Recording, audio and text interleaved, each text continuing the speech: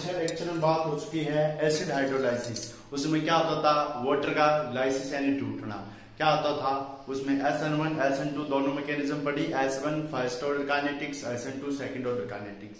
उसके बाद मैंने बताया जो SN2 में रिएक्शन होती थी उसमें अपन क्या करते थे, H2O को कांस्टेंट मानते थे क्योंकि उसकी मात्रा क्या होती थी, बहुत अधिक होती थी, अमाउंट ऑफ। ठीक है। इसके बाद अपन बेस हाइड्रोलाइसिस, इसमें क्या होगा यानी कोई बेस आएगा अटैक कोऑर्डिनेशन कॉम्प्लेक्स पर करने, तो इसका नाम इसलिए बेस हाइड्रोलाइसिस है।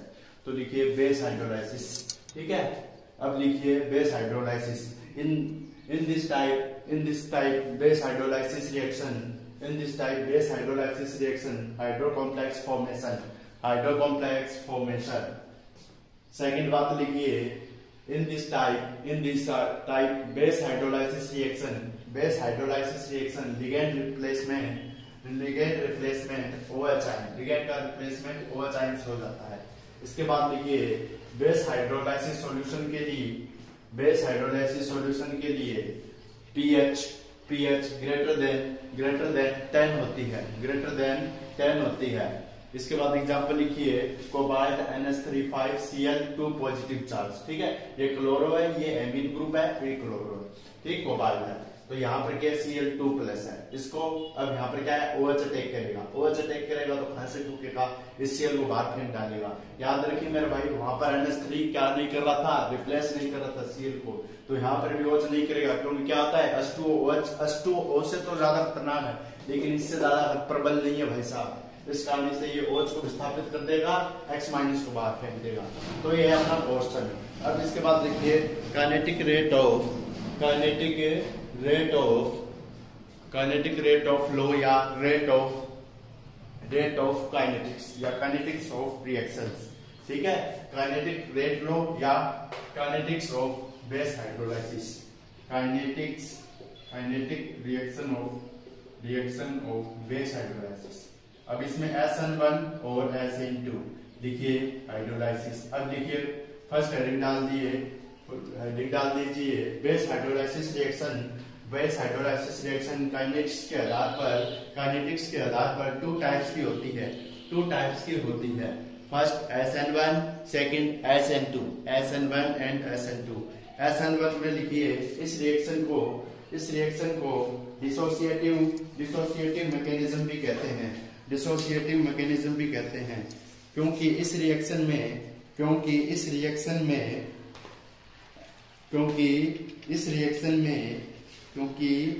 रिएक्शन में बॉन्ड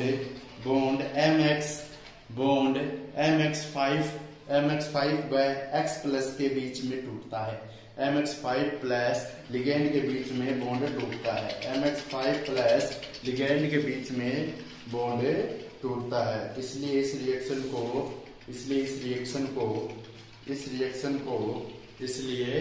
रिएक्शन को डिसोसिएटिव मैकेनिज्म भी कहते हैं।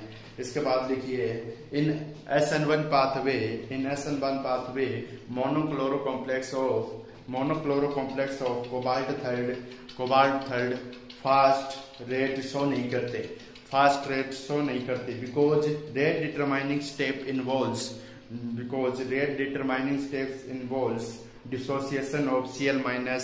dissociation of Cl minus from CONH35 Cl2 positive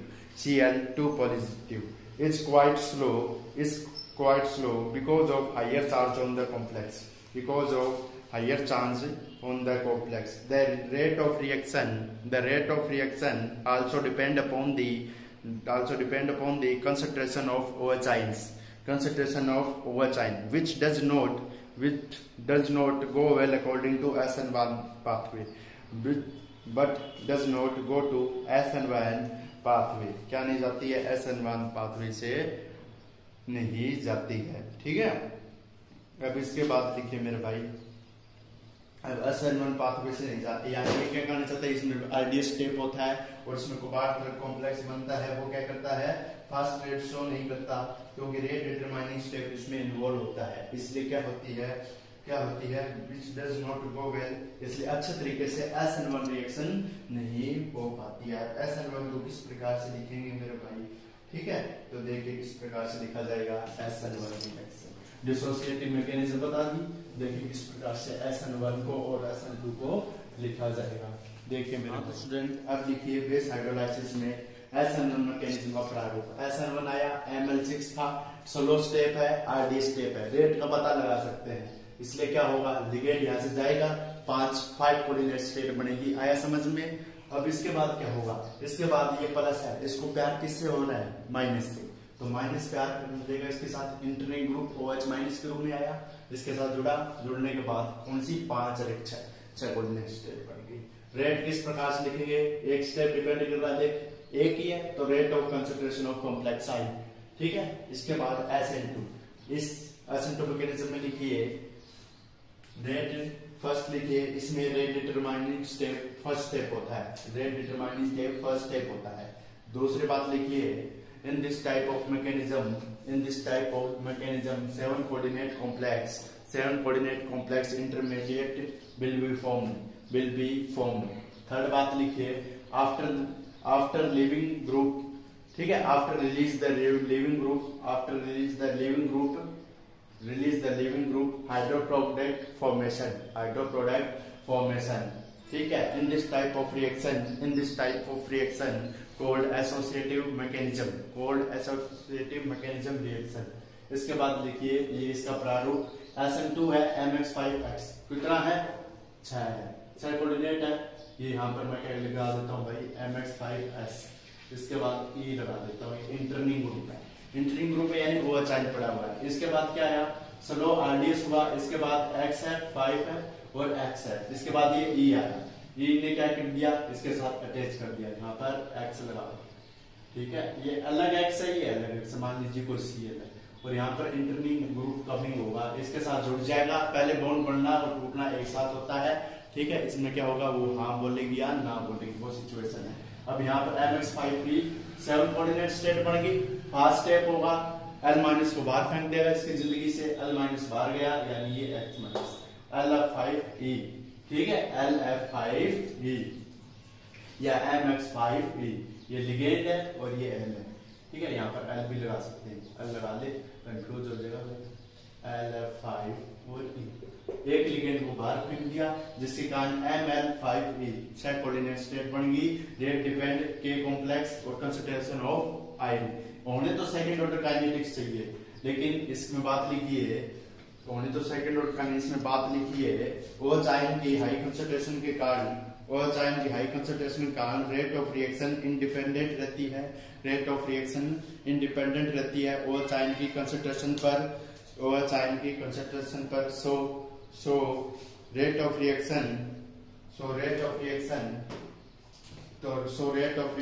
follow the first order kinetics। उसमें भी एसिड वाले में सेकंड SN2 रिएक्शन थी, वो फर्स्ट ऑर्डर काइनेटिक्स फॉलो कर रही थी, इसमें भी कर रही है, तो ये दोनों फर्स्ट ऑर्डर काइनेटिक्स को फॉलो करती है भाई। आया ना समझ में? तो इस प्रकार का प्रारूप है। इसके बाद मिलेंगे E1CB, ठीक, E1CB नहीं, कौन सी आएगी, बेस वाली आएगी, ठीक है, उसमें मिलेंगे कॉन्जुगेटेड बेस मैकेनिज्म होती है बेस हाइड्रोलाइसिस की, E1CB मैकेनिज्म, ठीक है, वो मिलेंगे अपन नेक्स्ट लेक्चर में, और उसके बाद अपन इसके पढ़ेंगे फेवर में कौन सी बात है, वो पढ़ेंगे next lecture. Okay guys, bye.